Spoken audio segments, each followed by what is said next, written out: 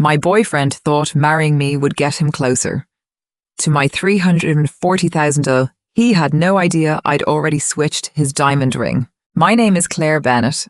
I'm 31 years old, and until 3 weeks ago, I thought I knew exactly where my life was going. I had a boyfriend I loved, a stable career, and enough money saved to start looking at houses. After nearly 3 years with Ethan Carter, marriage no longer felt distant.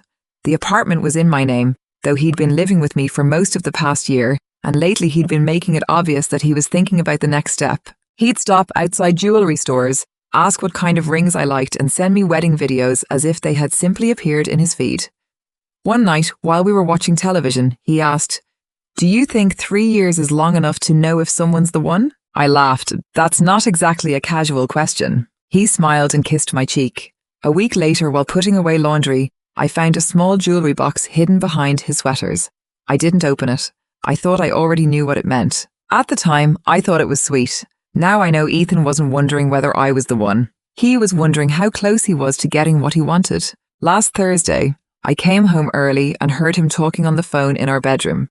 The door was half open, and before I could announce myself, I heard him laugh. "No, I'm telling you, Marcus. It's happening soon. I've already got the ring. She has no idea. I'm doing it tomorrow night." I stopped in the hallway. The jewelry box, the ring searches on our shared laptop, all of it suddenly fit together. Then Ethan said, "Please, I've put almost 3 years into this boring relationship. Once she says yes, the rest gets easier. She's already planning to use the settlement for a house. Once we're married, I get my name on the deed and I don't walk away empty-handed." My hand tightened around my work bag. I stayed where I was and listened. 2 years earlier, I'd been rear-ended by a drunk driver and received a $340,000 settlement after legal fees. I had barely touched it because I planned to use the money for a house, something Ethan knew well. We'd spent nights looking at listings together, and he'd once pointed at a kitchen and said, "I could see us here." Now I was standing outside our bedroom listening to him talk about that same money like it was his future payout. "She's the perfect target," he said. "Responsible, predictable, decent money." Honestly, the settlement is the most interesting thing about her. That hurt more than the plan itself. For almost 3 years, I'd thought our quiet routines meant we were building something stable. To Ethan, apparently, they were just time he'd invested while waiting for the right moment to cash out. My first instinct was to walk into the bedroom and confront him, but I already knew how that conversation would go. He'd deny it, call it a joke, say I'd misunderstood Marcus, apologize, and give me just enough doubt to question what I'd heard. So I backed toward the front door, opened it, then shut it loudly. "Babe, I'm home." Ethan appeared seconds later with the phone gone and a smile already in place. "Hey, you're home early. Finished ahead of schedule. Thought we could get dinner." "That sounds perfect." At our usual Italian restaurant, he was more affectionate than usual and kept steering the conversation toward our future. "I've been thinking about us a lot lately," he said. "Have you? Almost 3 years is a big deal. I just feel like we're getting close to something." A day earlier, that would have excited me. Now I knew exactly what he meant. That night, while Ethan showered, I opened the drawer where I'd seen the jewelry box and finally looked inside. The diamond ring confirmed everything. He wasn't casually talking about marriage with Marcus. He had already bought the ring and planned to propose the next night. I photographed it, put it back, and searched online for something similar. Within 20 minutes, I found a cubic zirconia ring close enough to pass at a glance for $47.99 with next-day shipping. I ordered it. Friday morning, while Ethan was out, I placed the real ring and the fake one side by side. They weren't identical, but they were close enough that he wouldn't notice unless he inspected them carefully. I slipped the cubic zirconia ring into his box, returned everything exactly where he'd left it, and locked the real diamond in my safe. That afternoon, Ethan texted me. "Dinner at Rossi's tonight. 7 Elm, dress nice." Rossi's was our anniversary restaurant, so I knew what was coming. "Sounds good," I replied. By 7, Ethan had dressed carefully and could barely sit still during the drive. At the restaurant, he hardly touched his food and kept watching me as if he were waiting for the perfect moment. After dinner, Ethan reached across the table and took my hand. "I've been thinking about our future." Then he stood, walked around the table, and dropped to one knee. People nearby turned toward us as he pulled the velvet box from his jacket. He thought he was holding the diamond he'd bought. I knew the ring inside cost $47.99. "Claire Bennett, will you marry me?" I let him wait just long enough to look nervous, then smiled. Yes. The restaurant applauded as he slipped the fake ring onto my finger. To everyone else, it looked like a perfect proposal. Ethan immediately took photos, posted our engagement, and started talking about wedding dates without noticing anything wrong. On the drive home, I turned the ring beneath the streetlights. Should we get this insured? Probably. Wouldn't we need an appraisal? My mom's friend owns a jewelry store. She can do it Monday. Perfect. He kept talking about the wedding, convinced my yes had moved him closer to the life he wanted. He had no idea Monday's appraisal was going to expose the first crack in his plan. Monday morning, I handed him the ring before work. If you're going there anyway, take it with you. He slipped it into the box and left. 20 minutes later, I told my office I'd be working remotely and drove to a coffee shop across from the jewelry store. Ethan arrived at 10:15. Marcus joined him shortly afterward. About 20 minutes later, they came back outside arguing. Ethan's face was red when he called me. The ring is fake. What? She tested it 3 times. Cubic zirconia, maybe $50. That can't be right. Did you know? Know what? That the ring I bought you was fake. I kept my voice calm. Then call the store. I already did. They said they sold me a real diamond. Maybe there's been a mix-up. A mix-up doesn't turn a diamond into cubic zirconia. Then his tone changed. Is the settlement money gone? That was the question I'd been waiting for. His real diamond had somehow disappeared, yet his mind had already jumped to my $340,000. The settlement is fine. Then how the hell did my ring turn into a $50 fake? I don't know. We need to figure this out now. My mom's friend is already asking around. Do you understand how humiliating this is? How wasn't talking like someone worried about losing a diamond anymore. He was talking like someone whose plan had stopped making sense. We'll talk tonight. Where are you? At work. I'm coming there. I left the coffee shop and drove to my office parking lot. Ethan arrived 15 minutes later with the ring box clenched in his hand. Explain. You bought a ring. You proposed. I said yes. It's fake. So you've said. His jaw tightened. Did you know? Yes. I went completely still. You switched it. Yes. Why? Why do you think? You replaced the ring I bought you with $50 garbage from Amazon. $47.92, actually. The anger in his face disappeared for a second, replaced by fear. Why would you do this? Last Thursday, you were in our bedroom talking to Marcus. Every bit of color drained from his face. I continued before he could interrupt me. I've put almost 3 years into this boring relationship. Once she says yes, the rest gets easier. Claire. The settlement is the most interesting thing about her. He stepped away from the car. I opened the door and got out. Want me to keep going? You heard that. Every word. He looked towards the other cars, then back at me. You don't understand the context. I laughed. Then explain the context where my boyfriend talks about marrying me, getting his name on a house bought with my settlement, and leaving once he gets what he wants. We were talking crap. That's what friends do. You called me a target. I was frustrated, Claire. You've been working constantly. We barely do anything anymore. Because I was saving for the house you said you wanted? I do want it. No, you wanted what my money could buy. That's why your first question today wasn't about the missing diamond. It was whether my settlement was gone. Ethan had no answer.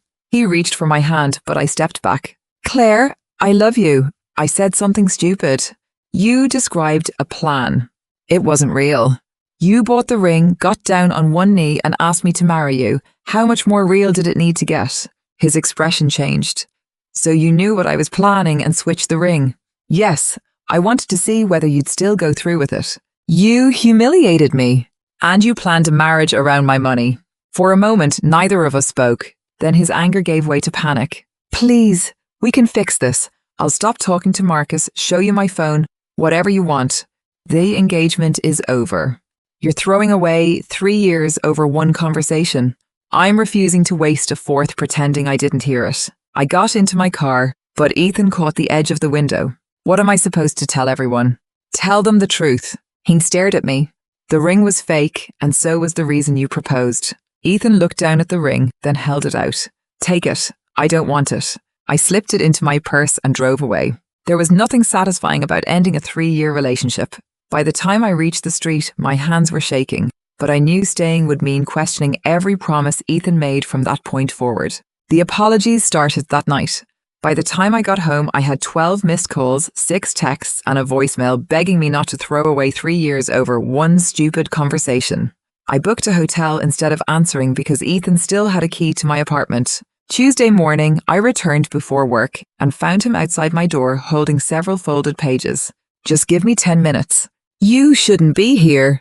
I came to apologize. I let him inside but stayed near the door. 5 minutes. Ethan put the papers on the table.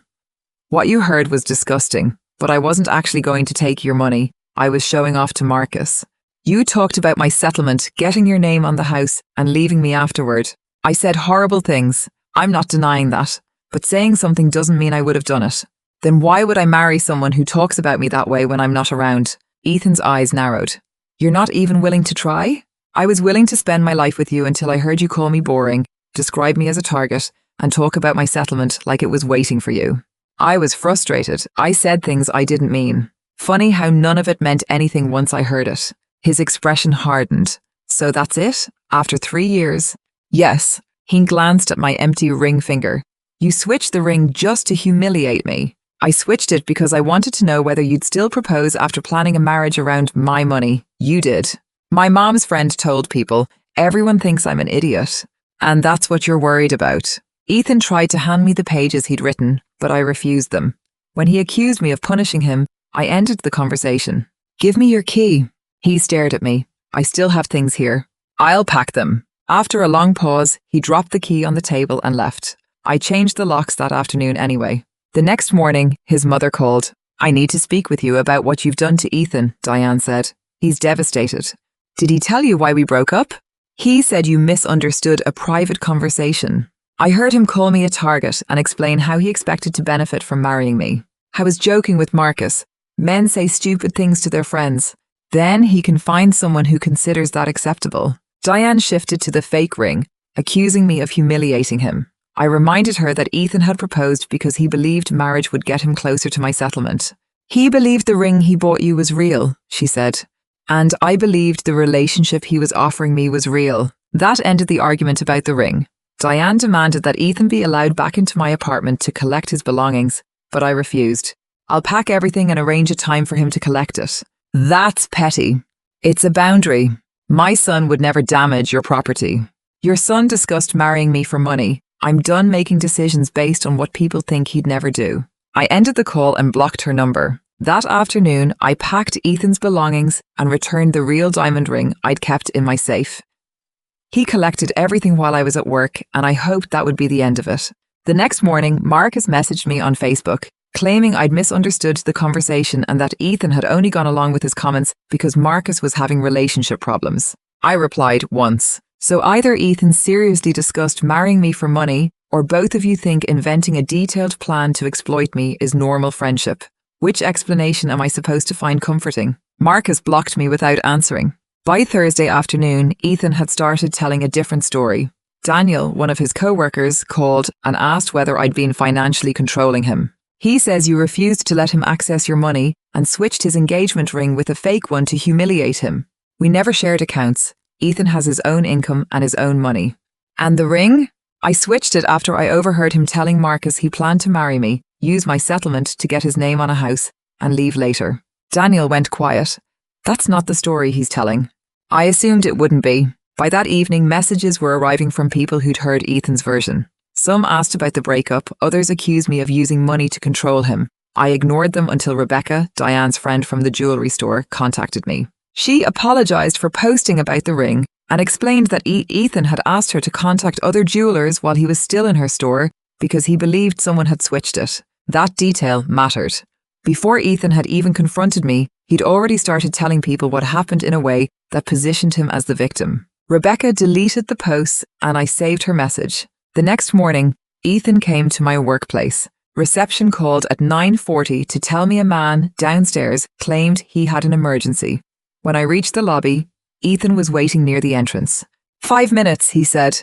"You can't keep showing up wherever I am. I didn't know how else to reach you." "There's a reason for that." He asked to speak privately, but I refused. He'd chosen my workplace and several people were already watching.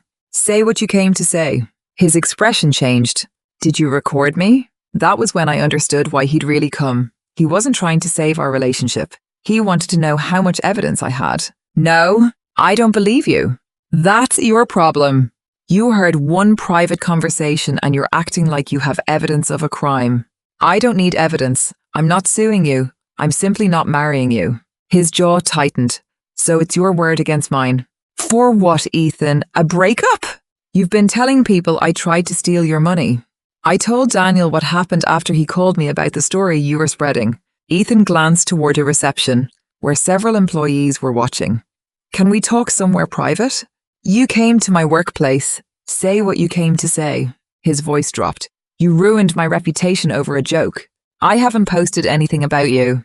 You switched my ring to humiliate me. After hearing you plan a marriage around my money, and before you even confronted me, you had Rebecca posting about the ring. That stopped him.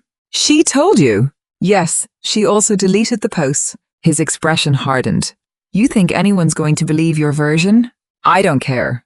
You should. I could make your life very difficult.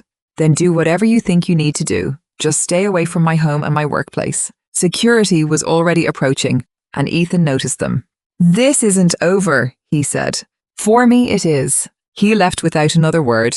I documented the incident with my manager and returned to work, finally understanding what Ethan was really afraid of.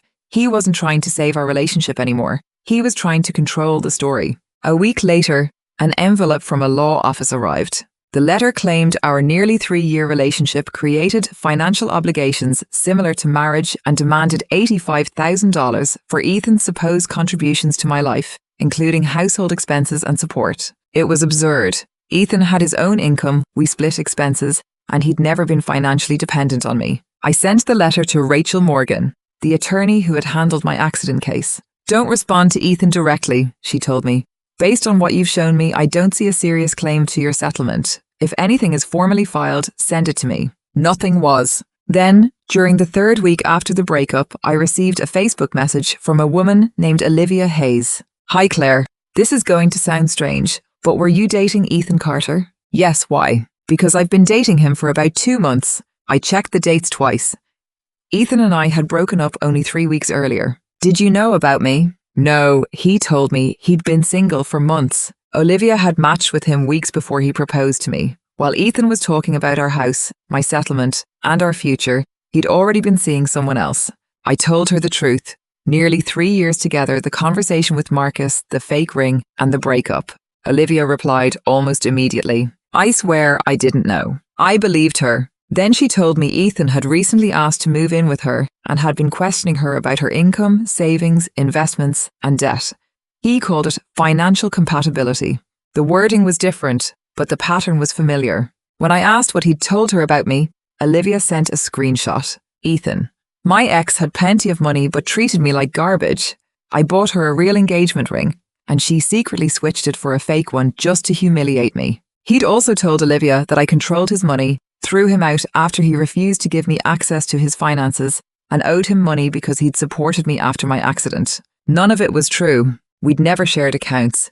Ethan had always had his own income, and the $340,000 settlement he'd been discussing with Marcus had barely been touched. That ex was me, I told Olivia. She called me a few minutes later. I blocked him, she said. You didn't have to do that because of me. I didn't. I did it because he lied to both of us. She explained that they'd been seeing each other in person for about 6 weeks.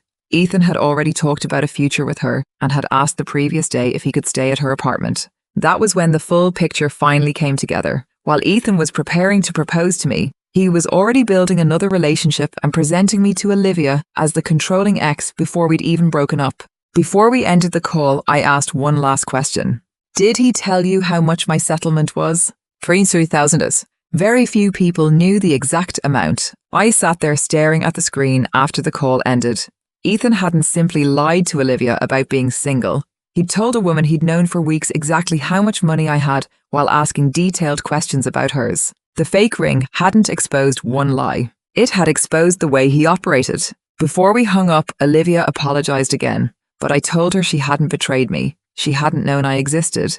Ethan had simply lied to both of us. The next morning, Rachel called to confirm that nothing had been filed over the $85,000 demand. She told me to keep my records and forward anything official, but otherwise not to engage. A few days later, Rebecca called with something more troubling. Ethan came into the store this morning. He wanted me to write a statement saying I'd examined the ring before the proposal and verified it was a genuine diamond. But you never saw it before the proposal. Exactly. I refused. It was obvious what Ethan was trying to do. The demand letter had gone nowhere, so he wanted Rebecca to create evidence that the ring had still been real before he proposed, making it easier to blame me for switching it afterward. Rebecca had already blocked him, and I documented the call for Rachel. That evening, Olivia sent me another screenshot. Ethan had been pressing her about finances again, insisting that people who were serious about a future should know what the other person brought to the table. When she reminded him they'd only been dating 6 weeks, he replied that time didn't matter when you knew. Then she showed me a message he'd sent from another number after she blocked him. Claire is jealous and unstable. She couldn't stand seeing me move on. Olivia's response was simple. You didn't move on. You were dating both of us at the same time. He never answered. 2 mornings later, Ethan contacted me from a new number too. He blamed me for humiliating him, ruining his reputation, and costing him his relationship with Olivia. He still insisted the conversation with Marcus had meant nothing and claimed he was already seeing someone new. I forwarded the message to Rachel, blocked the number, and went to work. By then, I no longer needed another confession. Ethan had proposed while planning around my settlement, cheated on me with Olivia, rewritten our relationship to make himself the victim, threatened legal action, and tried to convince Rebecca to support a story he knew wasn't true. Nothing was ever filed. For the first time since the breakup, there was nothing left for me to respond to. The apartment was quiet without Ethan, but it didn't feel empty. His belongings were gone, the locks had been changed, and the 47,992 ring sat in the back of my desk drawer as a reminder of how close I'd come to marrying someone I didn't really know. Moving on took longer than ending the relationship. 3 years didn't disappear because I'd discovered the truth. There were still mornings when I saw something Ethan would have found funny and instinctively reached for my phone. Therapy helped me understand that missing the person I thought he was didn't mean I wanted the person he turned out to be back. The $340,000 settlement remained untouched. For years, I'd imagined using it to buy our house. Eventually, one Saturday morning, I opened the property listings again and changed the search filters. I chose something smaller, closer to work, with one less bedroom and a yard I could manage alone. For the first time, I wasn't searching for a home Ethan might want. I was looking for one that fit my life. About a month after the breakup, I ran into Daniel after work. People finally figured out Ethan's story wasn't adding up, he said. He doesn't talk about the ring anymore. Good, Daniel smiled. You ever regret switching it? No. The fake ring had never been about humiliating Ethan. I needed to know whether he'd still propose after everything I'd overheard, and he did. That 47,999 ring cost me almost nothing compared with what marrying him could have cost. I lost 3 years, but I wasn't going to lose another one mourning a future built on lies. I still keep the ring in the back of my desk drawer. I rarely look at it anymore, but I haven't thrown it away. It reminds me how close I came to turning a fake proposal into a very real marriage. Ethan once called my life boring. Maybe it was. I had a stable career, friends I trusted, money I'd protected, a home I could choose for myself, and quiet evenings where nobody was lying to me from the next room. After everything that happened, boring sounded pretty good.